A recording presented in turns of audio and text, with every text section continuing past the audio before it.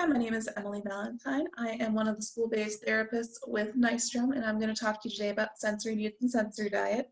I'm going to talk to you today focusing on sound. So sound sensitivities and sound needs.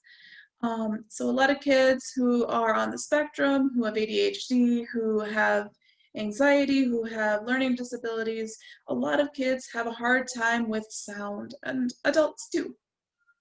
So sound, when somebody is overstimulated, might look like getting headaches. That might look like people covering their ears. Crowds can be really hard with people who have sensitivities to sound. Fireworks and guns can be really hard. I see this a lot with little kids where their parents take them to fireworks and they always end up crying because it scares them and it's too loud. And that's okay. It's something that they can work through by using headphones or by not going to fireworks until they're ready to handle it. And that's okay. So one of those big ones to navigate sound sensitivities is noise canceling headphones. You can get the really big ones if you want to, and those are great. You can get industrial strength ones that you can use while mowing. You can get basic skull candy ones that just block out some sound, and oftentimes that's enough. I see a lot of kids who use music, and some people will need more sound, so that's okay. So kids who have a sensory need with this, you might see them singing a lot, so they'll talk or they'll sing a lot because they need the sensory input, the sound. You see kids who use lots of music, they always have it playing or they play it loud. And then going over the boundary of, okay, this is how loud you can have it before it will damage your ears, and making that clear to navigate that.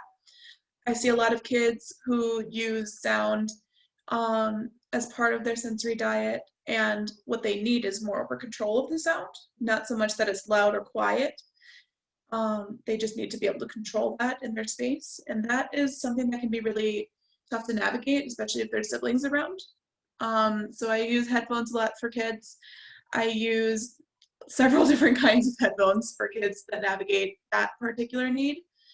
I see this a lot with people who are studying, that they need to be able to control their sound. If they're in dead silence, it's really hard for them to focus.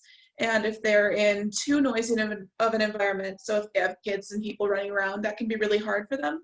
But if they have an old show playing, or if they have jazz music playing, or if they just have something steady that is controlled for them playing, they're able to focus.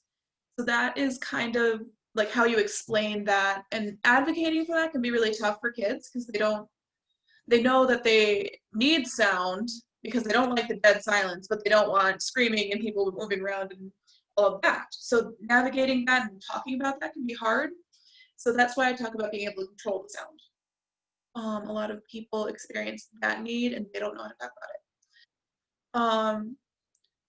So navigating that can be headphones, navigating that can be having a separate space. So in an IEP, that individual education plan, if a child is in special ed, that might look like being in a separate space for testing or being away from their peers or in smaller groups so that they aren't around so much noise. That's a really common testing strategy. A lot of people use headphones while testing, or they use headphones normally anytime they have independent work time.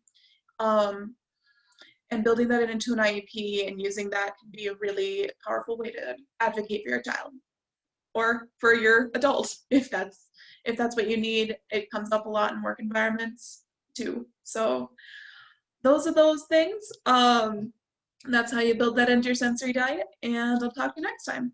Thanks. Bye.